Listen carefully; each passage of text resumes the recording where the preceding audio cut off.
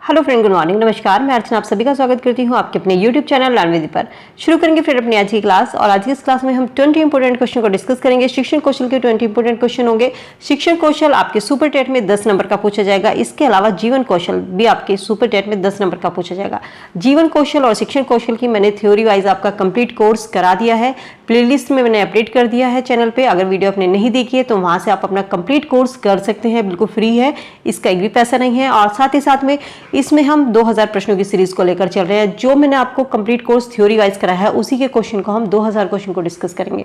ठीक है, तो चलिए सेशन को शुरू करते हैं। वीडियो अगर पसंद आए तो वीडियो को लाइक शेयर कीजिए फ्रेंड के साथ में। चैनल पे नए हैं तो सब्सक्राइब कर लीजिए, बेल आइकन प्रेस कर लीजिए, जिससे शिक्षक भर्ती से रिलेटेड जो भी वीडियो मैं यहाँ पर अपलोड करती हूँ वो आप सभी को समय से मिल सके। फर्स्ट क्वेश्चन देखते हैं क्या पूछा है। फर्स्ट क्वेश्चन है 6 से 14 वर्ष के छात्रों हेतु अनिवार्य और निःशुल्क शिक्षा का प्रावधान किस में किया गया था, कौन सी धारा के अंतर्गत? तो धारा 45 के अंतर्गत ये प्रावधान था कि जो 6 से 14 वर्ष के बच्चे हैं उनको शिक्षा अनिवार्य रूप से और निःशुल्क रूप से शिक्षा दी जाएगी। बीआरसी अपने विकास क्षेत्र की न्याय पंचायत के अंतर्गत आने वाले विद्यालयों का माह में कितनी बार निरीक्षण करते हैं? तो बीआरसी जो होते हैं वो अपने विद्यालयों का माह में 2 बार निरीक्षण करते हैं। राज्य परियोजना कार्यालय कहाँ पर है? राज्य परियोजना कार्यालय लखनऊ में स्थित है। मौलिक कर्तव्यों में कहा गया था कि हर अभिभावक यानी कि हर पेरेंट्स और संरक्षक 6 से 14 वर्ष की आयु वर्ग के अपने बच्चों को शिक्षा के अवसर उपलब्ध कराएगा। किस अनुच्छेद से संबंधित है? अनुच्छेद 51 क में ये बात कही गई थी कि हर पेरेंट्स संरक्षक जो होंगे वो अपने अभी बच्चों को 6 से 14 वर्ष की आयु वर्ग के बच्चों को शिक्षा के अवसर उपलब्ध कराएगा। पोषाहार वितरण योजना यानी कि मिड डे मील योजना कब शुरू की गई थी? 15 अगस्त 1995 को मिड डे मील योजना शुरू की गई थी। मोस्ट इंपोर्टेंट क्वेश्चन है, स्टार लगा लीजिएगा। क्वेश्चन नंबर 6, वर्तमान में शिक्षा को किस सूची में रखा गया है? वर्तमान समय में शिक्षा को संवर्ती सूची में रखा गया है। बाल अधिकार संरक्षण अधिनियम किस वर्ष पारित हुआ था? बाल अधिकार संरक्षण अधिनियम वर्ष 2005 में पारित हुआ था। वुड का घोष आदेश पत्र किस सन से संबंधित है? वुड का आदेश पत्र 1854 में आया था, 19 जुलाई 1854। मोस्ट इंपोर्टेंट है क्वेश्चन, ठीक है, आपके सुपर टेट में आने की पूरी ताकत रखता है वुड। इसके अलावा ये सबसे लंबा आयोग था, 100 अनुच्छेद का अभिलेख था और भारत में इसे अंग्रेजी शिक्षा का प्रसिद्ध राजकीय पत्र या आज्ञा पत्र कहा जाता है। लिख लीजिएगा, Magna carta of English education in India सबसे ज्यादा जो पूछा जाता है।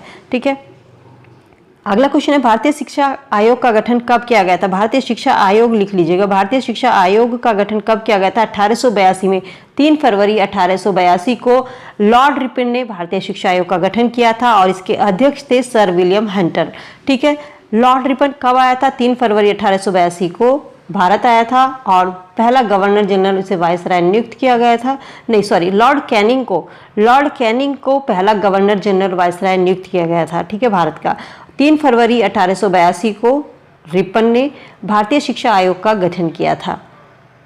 चलिए अगले क्वेश्चन की ओर आगे बढ़ते हैं। मैकाले का विवरण पत्र किस सन से संबंधित है? मैकाले का विवरण पत्र 1835 में आया था। ठीक है, और किसने निष्पंदन थ्योरी छनाकरण का सिद्धांत किसके द्वारा दिया गया था? लॉर्ड मैकाले के द्वारा दिया गया था। यशपाल समिति का गठन किस वर्ष हुआ था? जल्दी से मुझे इसका आंसर आप कमेंट सेक्शन में कमेंट करके बताइएगा। यशपाल समिति का गठन किस वर्ष हुआ था और इन्होंने अपनी जो रिपोर्ट सौंपी थी किस शीर्षक से रिपोर्ट सोची थी? कल की वीडियो में ये क्वेश्चन मैंने आपको करवाया था। वर्धा शिक्षा योजना कब प्रस्तुत की गई थी? वर्धा शिक्षा योजना 22 अक्टूबर 1937 को प्रस्तुत की गई थी। वर्धा शिक्षा योजना को जाकिर हुसैन समिति के नाम से भी इसको जाना जाता है। जाकिर हुसैन समिति या वर्धा शिक्षा योजना, जाकिर हुसैन इसके समिति के अध्यक्ष थे। वर्धा शिक्षा योजना समिति के अध्यक्ष कौन थे? जाकिर हुसैन थे और इसीलिए इस समिति को जाकिर हुसैन समिति भी कहा जाता है।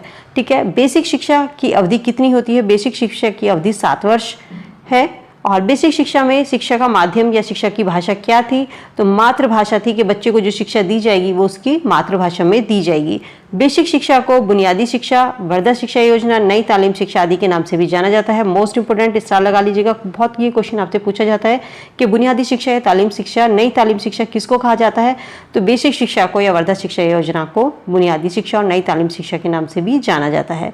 शिक्षा का महाधिकार पत्र किसे कहा गया है? वुड के घोषणा पत्र को शिक्षा का महाधिकार पत्र या आपसे पूछ सकता है कि प्रसिद्ध राजकीय आज्ञा पत्र के नाम से भी इसको जाना जाता है।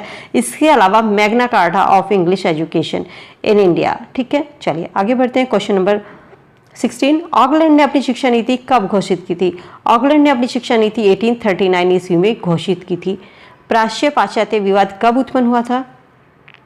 आज्ञा पत्र आया था 1813 में, जिसमें ये विवाद उत्पन्न हुआ था। देखिए प्राच्य पाश्चात्य विवाद क्या है, इसको आप थोड़ा सा समझ लीजिएगा। जब यह आज्ञा पत्र आया था तो उसमें ये बात कही गई थी कि जो शिक्षा की व्यवस्था करना है वो कंपनी का दायित्व होगा, लेकिन इसमें पत्र में ये चीज़ स्पष्ट नहीं थी कि शिक्षा का जो स्वरूप है वो किस तरीके का होगा। इसमें एक अनुच्छेद था 43, ठीक है। 43 अनुच्छेद में 1 लाख रुपए धनराशि की बात की गई थी कि 1 लाख रुपए की धनराशि हर साल साहित्य के रखरखाव में और जो भारतीय विद्वान हैं उनके प्रोत्साहन में और भारतीयों को जो ज्ञान दिया जाएगा, ज्ञान विज्ञान दिया जाएगा, उस शिक्षा के लिए निर्धारित की जाएगी। लेकिन उसमें इन्होंने क्या किया कि साहित्य की और भारतीय विद्वानों की व्याख्या नहीं की थी। तो यहीं से ये 2 वर्ग बन गए थे, एक बना था प्राच्य और एक दूसरा बना था पाश्चात्यवाद। प्राच्यवादी वर्ग जो था उसमें उन लोगों का क्या कहना था, इसमें थे कंपनी के जो बड़े लोग थे, अनुभवी अधिकारी थे। तो इनका कहना था कि जो साहित्य शब्द से अर्थ वे लेते थे, ये साहित्य शब्द मानते थे भारतीय साहित्यों से, और भारतीय विद्वान से इनका मतलब था जो भारतीय साहित्य के विद्वान होते हैं उनसे। तो ये चाहते थे, प्राच्यवादी चाहते थे कि भारत में जो शिक्षा दी जाती है वो संस्कृत, हिंदी और अरबी भाषा के माध्यम से शिक्षा दी जाए और भारतीय साहित्य और ज्ञान विज्ञान की शिक्षा दी जाए। लेकिन कुछ ऐसे थे जो ब्रिटिश थे, वो ब्रिटेन के हित में सोचते थे, जैसे कि प्रिंसिप था, विल्सन था। वो सोचते थे कि अगर भारत में हम पाश्चात्य ज्ञान विज्ञान की शिक्षा देंगे तो इसमें भारत में क्या होगा, भारत में अंग्रेजों का विरोध होगा। तो वो ये चाहते थे कि भारत में अंग्रेजी शिक्षा ना दी जाए, पाश्चात्य शिक्षा ना दी जाए। और प्रिंसिप जो था वो जो सोचता था कि भारत में अगर पाश्चात्य भाषा, साहित्य, ज्ञान विज्ञान की शिक्षा प्राप्त करने ये लोग, भारत के जो लोग हैं, इनको हाई एजुकेशन इनको नहीं दी जा सकती, ये इस काबिल है ही नहीं।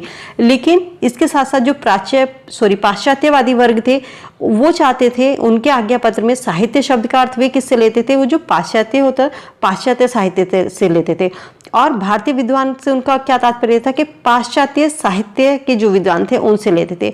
वो चाहते थे पाश्चात्यवादी कि भारतीयों की शिक्षा जो है वो अंग्रेजी माध्यम से होनी चाहिए, भारतीयों को अंग्रेजी का ज्ञान कराया जाना चाहिए, उन्हें ईसाई धर्म की शिक्षा अनिवार्य रूप से दी जानी चाहिए, ठीक है। तो इससे क्या होगा कि भारत में पश्चिमी संस्कृति का विकास होगा। लॉर्ड मैकाले जो आया था वो भी इसी उद्देश्य से आया था। जब उस समय लॉर्ड मैकाले विवाद ये चल रहा था, उस समय लॉर्ड मैकाले भारत का एक कानूनी सलाहकार के रूप में आए थे और इन्होंने भारतीय शिक्षा को 2 भागों में उस समय बटी हुई थी, प्राच्य और पाश्चात्य। तो इन्होंने जो पुराना साहित्य था उसकी घोर निंदा की थी और अंग्रेजी शिक्षा की वकालत की थी। और ये करते हुए इन्होंने अपनी रिपोर्ट जो थी गवर्नर जनरल थे उस समय वहाँ के विलियम बेंटिंग, उसको सौंपी थी 2 फरवरी 1835 को। इसमें इन्होंने क्या कहा था कि शिक्षा जो है ऊपर के वर्ग को दी जानी चाहिए, जिससे छनकर वो धीरे धीरे नीचे आम जनता तक आए। और इस सिद्धांत को क्या फिल्ट्रेशन थ्योरी यानी कि छनाकरण सिद्धांत के नाम से जाना गया था, ठीक है। क्योंकि लॉर्ड मैकाले चाहते थे कि भारत में एक ऐसा समाज डेवलप हो, एक ऐसा हो जो रंग रूप से तो इंडियन हो लेकिन उसके सोच, उसके विचार कैसे हो, उसके सोच विचार वेस्टर्न कल्चर को फॉलो करे, ठीक है। तो ये इस प्राच्य और पाश्चात्य विवाद का अंत किसके द्वारा किया गया था? प्राच्य और पाश्चात्य विवाद का अंत किया था लॉर्ड ऑकलैंड ने।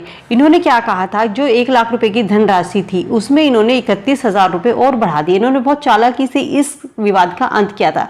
इन्होंने कहा 31,000 रुपए इसमें और बढ़ा दिए जाएं। इस तरीके से इन्होंने प्राच्य और पाश्चात्य विवाद को अंत, इन्होंने 24 फरवरी 1839 को अपनी शिक्षा नीति की घोषणा की थी, जिसमें प्राच्य पाश्चात्य विवाद का अंत किया गया था, ठीक है। क्लियर? चलिए आगे बढ़ते हैं। क्वेश्चन नंबर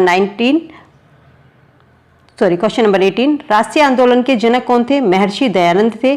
क्वेश्चन नंबर 19, एक अच्छे यूरोपीय पुस्तकालय की अलमारी भारत और अरब के संपूर्ण साहित्य के बराबर होगी। ये किसने कहा था? मैकाले ने कहा था। भारतीय साहित्य के संबंध में उसने ये बात कही थी कि एक अच्छे जो यूरोपीय पुस्तकालय की जो अलमारी है भारत और अरब के संपूर्ण साहित्य के वो बराबर होगी। क्वेश्चन नंबर 20, पी मोस्ट का पूरा नाम क्या है? पी मोस्ट का पूरा नाम है अध्यापकों का विस्तृत अभिविन्यास कार्यक्रम, ठीक है। तो इसके अलावा मैंने आपसे एक क्वेश्चन पूछा था कि यशपाल समिति ने अपनी रिपोर्ट किस शीर्षक से सौंपी थी? शिक्षा बिना बोझ की। और 1992 में इसकी यशपाल समिति की रिपोर्ट आई थी, यशपाल समिति बनी थी, ठीक है। तो ये क्वेश्चन आपका क्लियर हुआ। तो फ्रेंड, जितने भी क्वेश्चन मैंने आपको कराए हैं इंपॉर्टेंट क्वेश्चन है, साथ साथ आप नोट करते चलिएगा। तो उम्मीद करती हूँ वीडियो आप सभी के लिए यूजफुल होगी। वीडियो कैसी लगी है फीडबैक इसका कमेंट सेक्शन में कमेंट करके जरूर दीजिएगा। चलिए मिलती हूँ नई वीडियो में, तब तक के लिए good bye, be happy, be safe. Thank you so much. Video को लाइक शेयर कीजिए, चैनल को सब्सक्राइब कर लीजिए।